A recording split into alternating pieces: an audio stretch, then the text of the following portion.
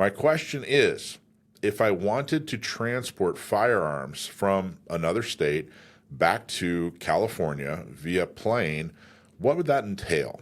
I have an assortment of handguns that my family bought through the years, and I want to bring them back to my home in San Diego. Thank you, M. We'll call him M. M, thanks for the question, and thank you for being a member of San Diego County Gun Owners. Thanks for watching Gun Owners Radio. So there's a lot of pieces to this, and we don't have all the information. So we're going to try to address this as generally as possible.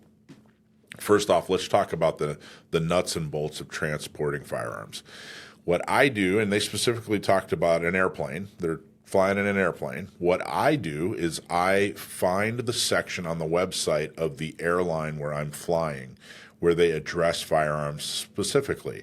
And I print it out, and I even take a highlighter and highlight it, and I fold it up, and I put it in my pocket, and I take it with me to the airport just in case there's some kind of discrepancy or misunderstanding, or maybe the person working the airline line is new or whatever. I can bust it out and politely say, hey, you know what? Actually, your airline says this on their website. I've never actually had to use it. It just seems like a really good best practice, especially post 9/11, especially lately when you're trying to travel. It just seems like a really good best practice to have the rules, regulations, laws, policies, etc. at your fingertips when you're doing this. Now, when you transport a firearm, it needs to be completely unloaded. It needs to be in a locked, hard-side container, and it needs to go into your checked baggage, not your carry-on. The ammunition tends to request that the ammunition is separate, or at least in a separate container. And then the magazines are out of the firearms, and the magazines are empty. That's a best practice. You want to lock it with a good secure lock. You want to declare it immediately. Hey, I'm traveling. Here's my ID, and I have an unloaded, locked firearm that I'm checking. They'll direct you from there. I'm not going to go into specifics because I'll be honest, I've transported firearms on an airplane multiple times, and the actual process and procedure after declaring it has been a little different every time. It varies on the airport. Yeah, it varies on the airport, on the employee, on the airline. Sometimes they want to check it right then and there.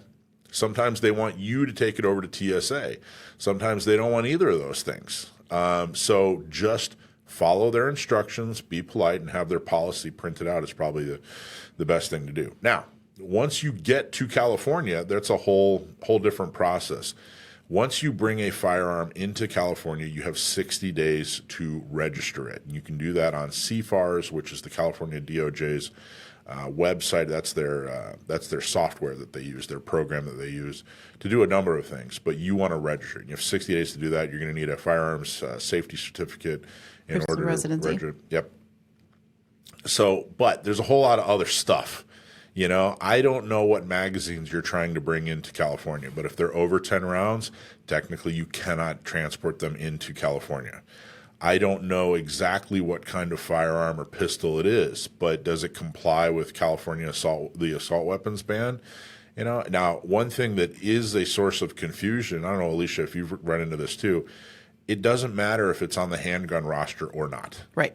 The handgun roster only restricts what FFLs can sell to strangers. Correct. That's why you can purchase through a private party transfer something off roster, because the roster only limits what the shops and the FFLs can sell. Right. It doesn't limit what you can own or if you can bring a firearm in from out of state.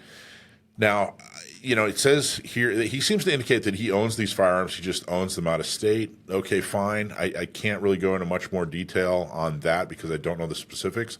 But if this is something you've inherited, then you're going to want to do an interfamilial transfer, also through CFARS. If it's a gift, then you have to make sure it's a legitimate gift and you're not paying someone to give you a gift.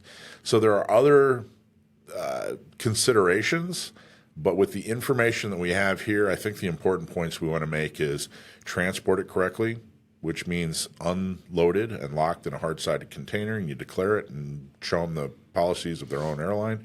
And then the other thing is once you bring a firearm into California, you have to have a safe firearms cert and then you have to declare it. You have 60 days to declare it.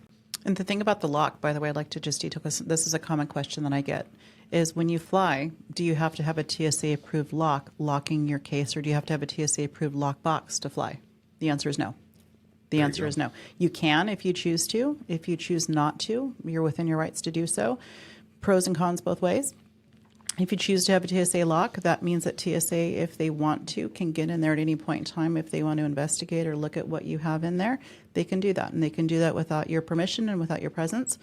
If you choose not to go with a TSA lock, that means if they want to get in there and they want to see or inspect, they have to call you to come and open it. So there you go. That's it. And I think the last thing we'll add is a best practice. Go through everything. Go through your carry-on. Go through your checked. Make sure you don't have loose bullets hanging out somewhere, or casings, even empty casings. Empty casings. Yep. Clean it up. Make sure that there are no questions, that there's nothing weird or suspicious. Basically, you just don't want to cause some TSA agent or some airline employee to get nervous when they really there's nothing to get nervous about. I've also heard of people who use their range bag as a carry-on, or maybe they use their carry-on as a range bag, and they'll forget and just kind of, they'll leave something in a pocket that they didn't even think about, up to and including firearms. They go, oh my gosh, this is the bag I used to go to the range with, and I forgot that I keep my pistol in there, and they go and try to, bring it to the airport. Even an empty magazine. Yeah. Not a problem. Just go through, do one final check, pull everything out, make sure that you're traveling safely and with everything that you should, and you've taken out everything you don't want to travel with. So there you go. There's your answer to the question. Hey, thanks for watching Gun Owners Radio. I hope you loved that clip. Don't forget to like, subscribe, comment, and follow us on social media, and check out our website at gunownersradio.com.